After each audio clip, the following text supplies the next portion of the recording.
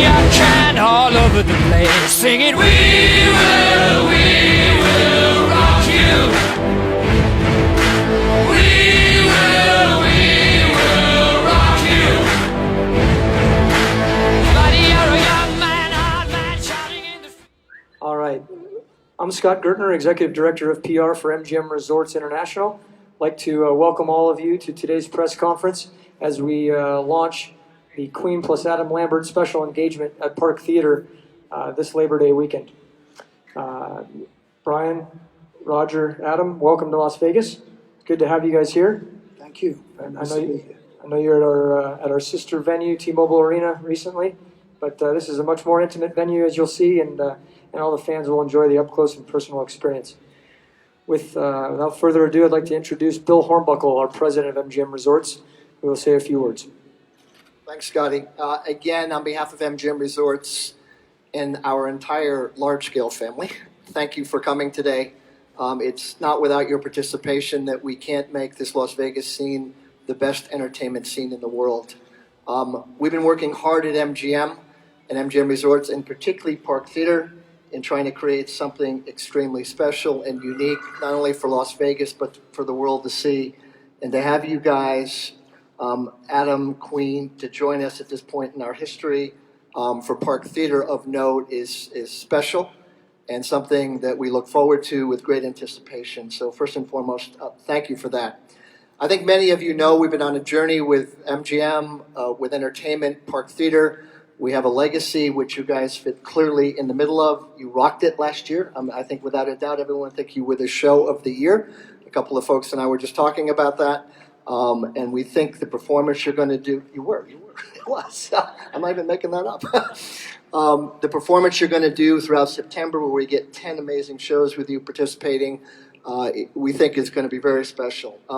We've spent a great deal of time reconverting the whole entertainment district and the park, and ultimately Park MGM, and the Park Theater has been the marquee to that transformation. We're spending over $650 million in this facility to make it something special and something unique.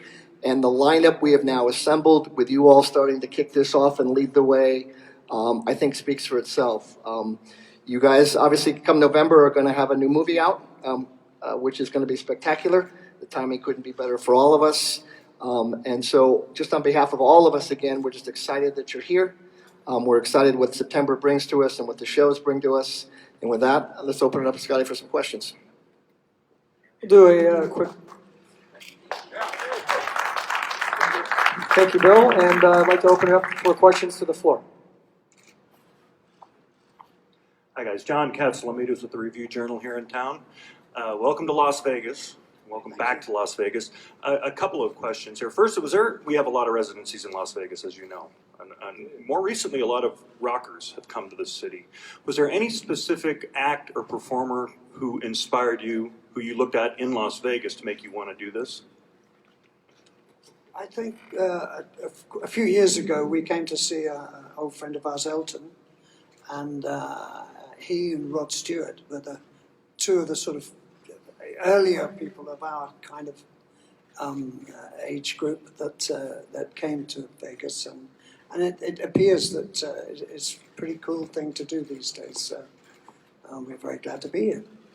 Yeah, I think the image that when the subject was brought up, I saw Celine in my mind because I saw her show and I thought it was beautiful, really beautifully done. And this is actually new for us. We've never ever done this. You know, in our illustrious and long career, we have never done a residency. So this is kind of exciting for us, and we have some new ideas, and I think it's going to bring out something new in us. I think the fact that we are sitting down here and kind of every night we'll be, I think, searching ourselves to find something a little different, but of course fulfill the requirements of playing the hits. And my second part of that, Bill mentioned who he was talking to about the show of the year last year. I'm one of them. It was pretty fantastic there at T-Mobile Arena. I was blown away, seriously. And I'm just wondering how you might try to top that or do something different that you've done before. And also what will separate you from the other residency productions we already have in Las Vegas.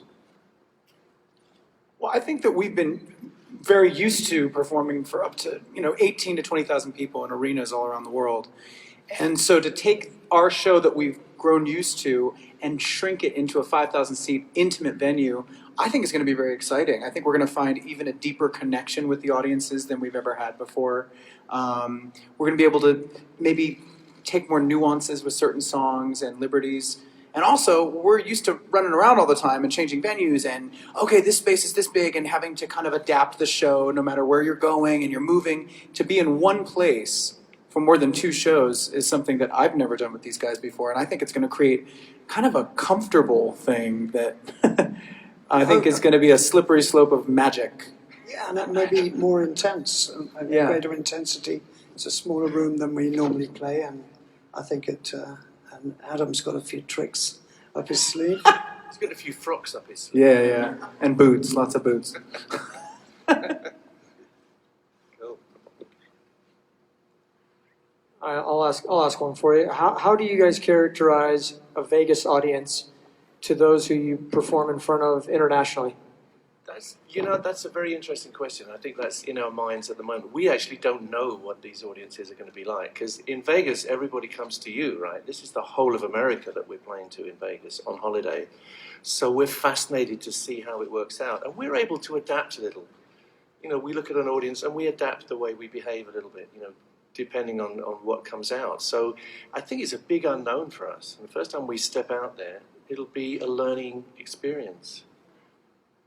I think it'll be interesting to have a mix of fans and then maybe some more casual ticket buyers as well. You land in the airport here in Vegas, you're going to see this amazing, beautiful logo, this crest here. And I think if you're not necessarily already planning on coming to the show, I have a feeling a lot of people are going to go, oh my gosh, I've heard this show's amazing.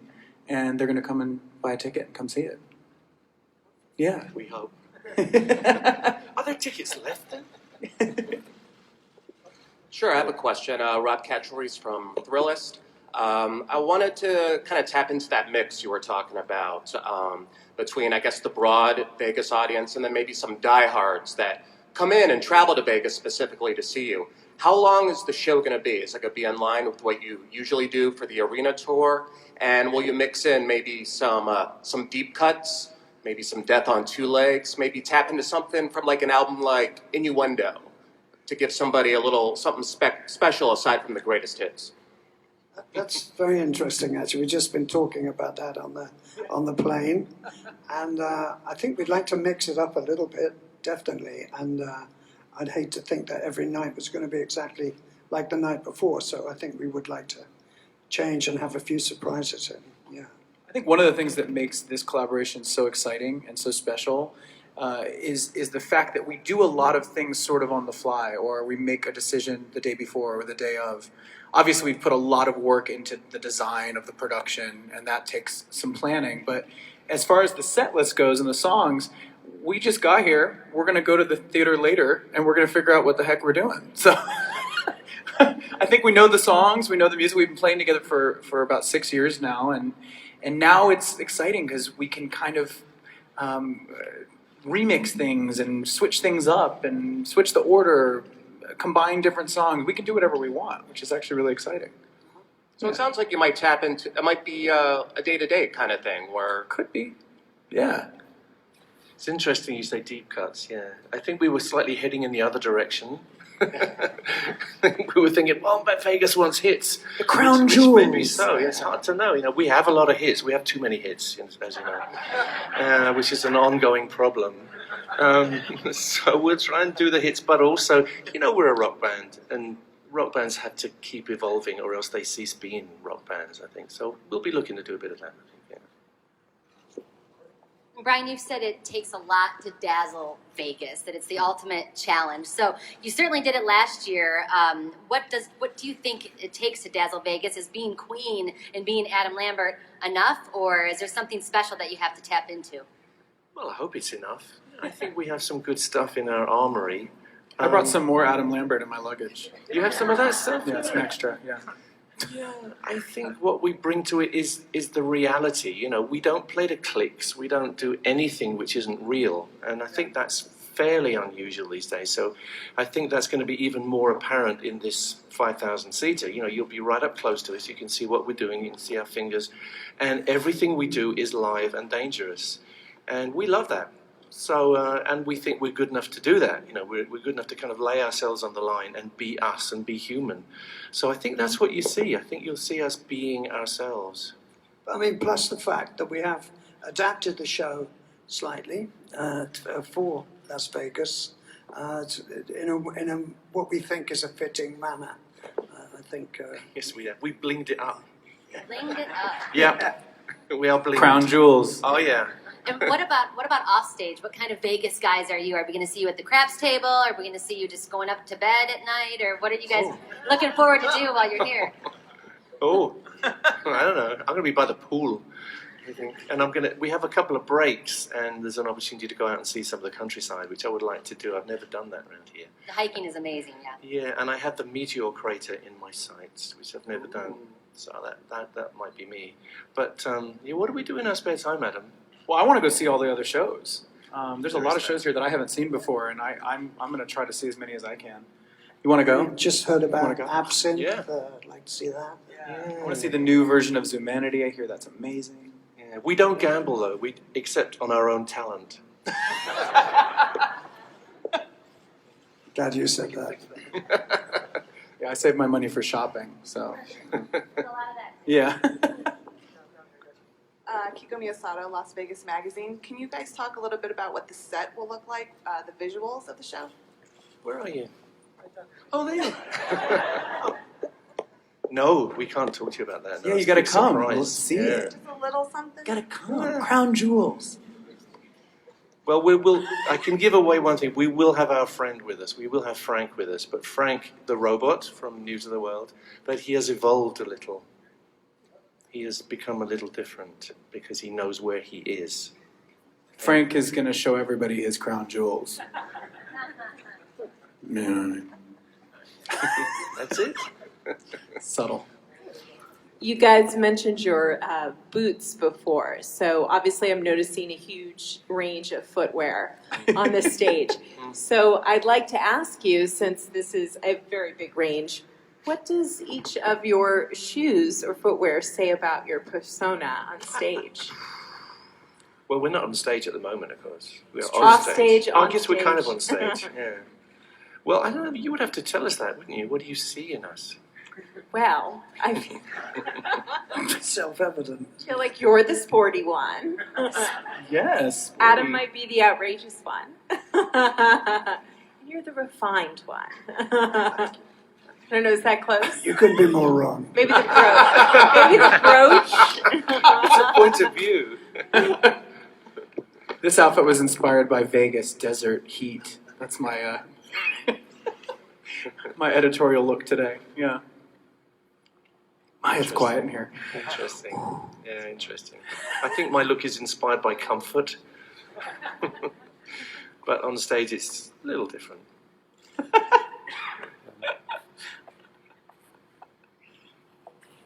All right, hi, I'm Garrett Hadiani with Q Life magazine. And with the new movie coming out, how do you feel that that portrays Queen? And do you relate to that in the show at all? Well, we've been deliberately not saying too much. Everybody else is saying a lot about the movie, and I think Roger and I have been deliberately kind of keeping a little bit of distance. But it is amazing. I can tell you that much. You know, I was in this. Well, we've both been in Twickenham just before we left. The schedule is a little bit behind. We were meant to be there for all the music mixing, but we can't now. But what we did and what I've seen is, I think, stupendous, and I think it really does Freddie justice. It's about Freddie, you know. Really, of course, we're in it, portrayed in it, but it's about Freddie, and I think it does him proud. I think he would be happy, and it's outrageous the same way he was, and it's beautiful. So yeah, I think everyone's going to have big smiles on their faces when they see it, and they're going to cry. Everybody cries. It's been a long, difficult process, but I do think it's a very good movie. Thank you. And I think people will like it. Hopefully. Mm. Yeah, it's a big deal for us. You know, it's been a difficult journey for us because it goes back a long way. So 8 or 9 years we've been kind of working on getting it to the point where it became a movie. But when Fox took it over, then it becomes their movie. So we had to take a step back. And it's hard to do that because, we are being portrayed on screen. Luckily, the actors who portray us are incredibly brilliant, and I've never seen people get into a part like they did. They became us, and Rami became Freddie to an astounding degree. To a degree, like if you were with them, you would have thought that he was Freddie.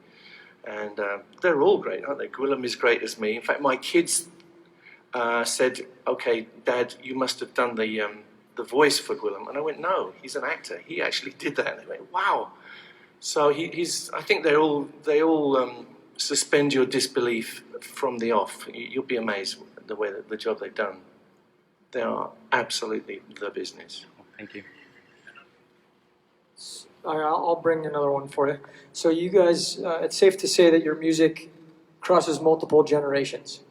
What do you guys believe makes those songs so iconic? That's always the hard question. That's what I'm here for. Yeah. It's very gratifying to see in a normal tour. We have a lot of age group. The age variation is incredible. Young kids, old people like us, and everywhere in between. I don't know, the songs seem to resonate through those generations, and I suppose that's through luck or whatever, I don't know. Maybe the sports thing helped, with some of our sort of anthem type songs being taken up by a lot of sports people. So I think that helped us bridge generations in some way. Yeah. I think the songs are timeless. Having been a fan first before having the honor to join the band on stage, I know for me as a listener, the songs speak to the human condition. They're not songs that are necessarily about a specific moment in time. They're about an emotion. They're about an experience. And probably without even realizing it, they wrote songs that were universal, that so many different types of people from different walks of life could relate to. And those songs in turn bring the audience together. And I think that's the power of Queen, is that it has this uniting energy about it. And people are singing along, singing together. You don't really find a lot of experiences in 2018 where people feel that connected in a large room. And I've noticed over the past couple years the magic that takes place in those moments. And you look out in the audience and people are thrilled, they're sobbing, they're laughing, they're hugging each other, they're making friends with the person next to them. It's a beautiful thing. So I think that Vegas is in for a treat. That's a good answer, Adam. Thanks. Can't follow I that. drank a big coffee on the plane. I'd go along with that. Yeah, I think I don't know if we consciously did it or not, but we did, I think, speak to people's dreams and frustrations and the human emotions that you mentioned. And that doesn't change. It doesn't matter how old you are. You still feel those happinesses and disappointments and whatever, and frustrations. And luckily, we do seem to key into every generation. It's a question that I do find hard to answer, but I'm glad that people ask the question, because we're in this wonderful position where people of all ages come and they all cry. Or they laugh, or they get excited, and that's what we're in the business of. That's why we're in it, because we got excited by our heroes, and we want people to feel the same kind of connection and excitement for us. I'd just like to add, it's been an absolute pleasure and a thrill to have been working with Adam. We couldn't have possibly found anybody to do what he's done. There's nobody better, and it's just been a thrill for us and a privilege to have found this unbelievable singer who connects, and it's kind of magic, actually. Oh, sorry, no pun intended. Yeah, I second that. I mean, I've been saying, Adam is kind of a gift from God, which he didn't, we didn't even look for it. I think Roger and I felt we were done after we did a massive world tour with Paul Rogers, which is great, but we thought, okay, we're done now. And then along comes this guy who can do everything that we could possibly ask. And it's incredible. I'm almost at the point of taking it for granted that he's there. Almost.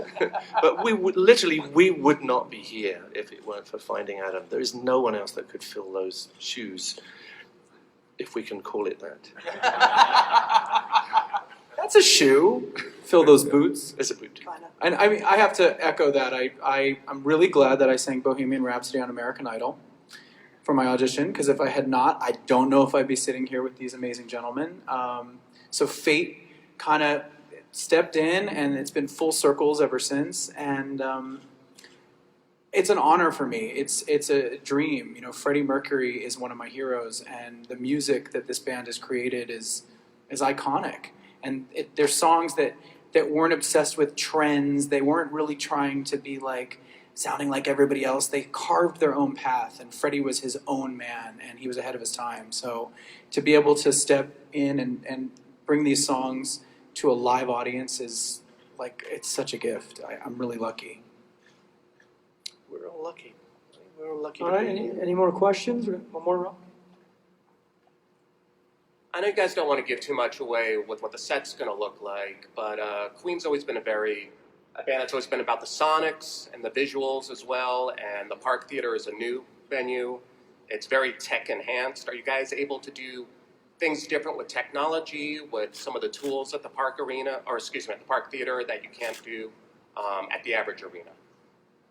Yeah, I mean, we've been designing it for a long time with our guys, the Stewfish guys, and they've been in there for months and months and months, just scoping out what can be done, which can't be done anywhere else. I think we're making good use of the space and the technology that's available. Yeah, I think you'll be happy. I think it's interesting because we're actually trying to still make it feel huge. Even though it's a 5,000 seat venue, we want people to feel like they're at a giant arena rock show. So I think there's some tricks with perspective and certain lighting tricks. They're definitely creating a sense of grandeur. I think that'll be really cool.